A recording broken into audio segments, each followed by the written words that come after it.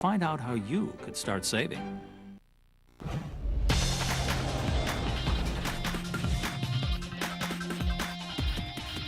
Welcome to the Fast Money Halftime Report. We're getting to the heart of the action as it is happening. Markets trading to the downside today as a higher dollar pushes commodity stocks lower. But we do have pockets of strength in technology with a multi-billion-dollar deal in that space. So where should you place your bets today? Let's get to the word on the street. Our Fast Money crew today, the Liquidator, Joe Terranova, John Najarian of OptionMonster.com, Eugene Profit of Profit Funds, and Mike Coe of Cantor Fitzgerald, as well as an options action trader.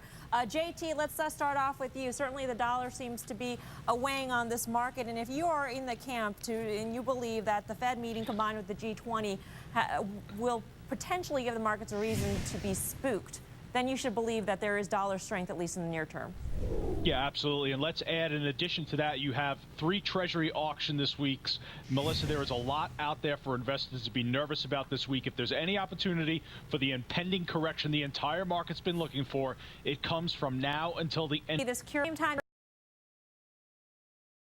appetite for these high beta stocks. We're seeing Citigroup, for instance, move higher by 3% today. AIG is up by about 10%. So while we are seeing this move to safety, we're also seeing this willingness to increase your bets in some of these areas that are very, very risky. How do you reconcile this market? Where are we right now? Well, I think that's sort of ebbed and waned, hasn't it? I mean, towards the tail end of the rally that went on for probably 8 or 9 days that we just came off of last week, one of the things we saw was actually it was broadening out to some of the bigger names away from the high beta stocks. So now that the market pulled off a little bit, that we're seeing it go the other way doesn't come as a huge surprise to me. I think that's just sort of a little bit of the ebbs and flows of the market there. Yeah, you know what stock really hit my screen today, Eugene? It was a General Electric, parent company of this network. GE shares are higher by right now 1.25%, which is curious. It is outperforming the market, continuing its nice run here. What would you say to investors out there who are looking at this stock, feeling like they missed out on the big run that we saw in the past week or so? Well, Maria, for the first time today, I saw an analyst come out and say that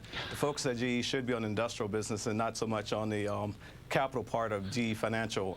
That's something we saw 2 weeks ago. It's something we've always looked at. And we think that, yeah, you can buy GE here. And I think that probably earnings reported announcement from the analysts played some part, and some investors starting to feel a little bit more comfortable about the name. Dr. J, you are just so happy right now because you're not the only one who gets my name wrong. That's a fact. Yeah, I love that. Melissa.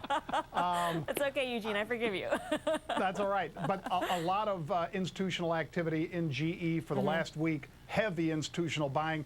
We have that AIG trade that Michael just spoke to, a lot of activity in that name, and they're buying calls all the way up to the 60 and 65 strikes. Keep an eye on that. Like he said, they've shifted back into these high beta stocks with the exception of GE, and I think AIG is continuing to play out. Will the government adjust terms of the payback? And if they do, obviously the stock lifts significantly higher. Right. Let's move on to the next trade and talk about the corollary to dollar strength. Commodities trading lower today. Dollar pushing higher, hitting a 2-week high against the yen. Oil, the biggest loser of the day, off by almost 4%. JT, the liquidator, tell us what your expectation is for oil, given your expectation for short-term dollar strength here.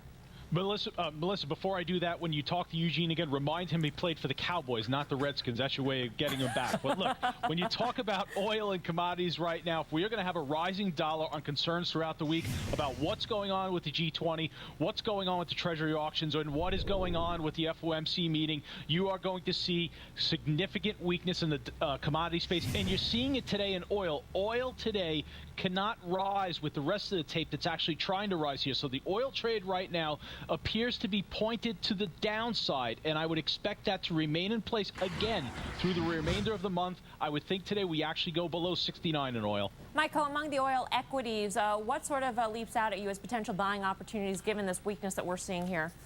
Well, you know, I mean, what Joe's talking about, which is how crude's going to behave this week and, towards the end of the month is one thing. I think the longer-term picture, though, is probably not so dire for crude. So I still like the integrated names.